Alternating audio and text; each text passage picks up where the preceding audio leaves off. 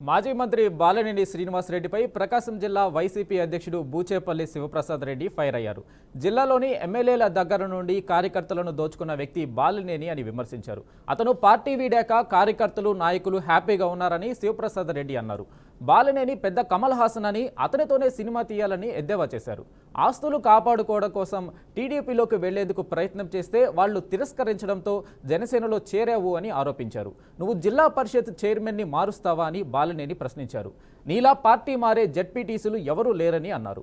నీ తాత ముత్తాతలు వచ్చిన 2029లో జగన్ మరలా సీఎం అయ్యేది ఖాయమని బూచేపల్లి శివప్రసాద్ రెడ్డి బాలినేనిపై విరుచుకుపడ్డారు.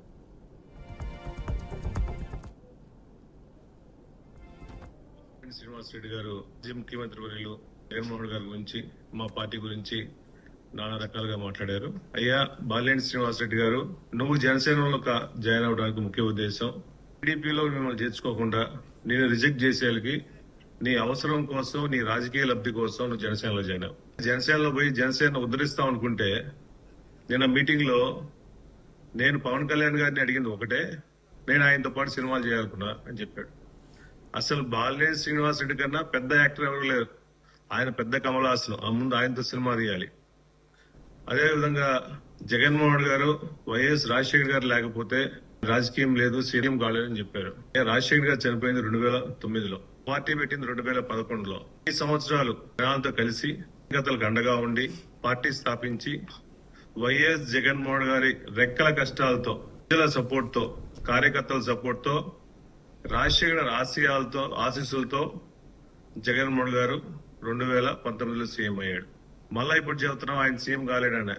తాతలు ముత్తాతలు వచ్చిన 2029 ఎలక్షన్ లో జగన్మోహన్ గారు ముఖ్యమంత్రి అవటం కన్ఫామ్ అని తెలియజేస్తున్నాం. అదేవిధంగా జగన్మోహన్ గారు మీకు డబ్బులు ఇవ్వాలి, మీ డబ్బులు కొట్టేశారు, మీ కుటుంబ డబ్బులని.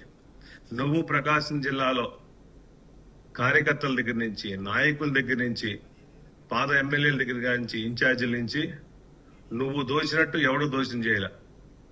ప్రకాశం జిల్లా బాలినేని శ్రీనివాస్ రెడ్డి అనే వ్యక్తి వైఎస్ఆర్ కాంగ్రెస్ పార్టీ నుంచి బయటకు పోయినప్పటి నుంచి వైఎస్ఆర్ కాంగ్రెస్ పార్టీ చాలా సంతోషంగా ఉంది, ప్రశాంతంగా ఉంది. మాకు ప్రకాశం జిల్లాలో పీడా విడిగిపోయింది. బాలినేని శ్రీనివాస్ రెడ్డి అనే వ్యక్తి వేరే పార్టీకి పోతే మా పార్టీ బాగుందని చెప్పి అందరు కార్యకర్తలు అనుకుంటున్నారు. మొన్న జరిగిన జనసేన కార్యక్రమంలో శ్రీనివాస్ రెడ్డి గారు ముఖ్యమంత్రి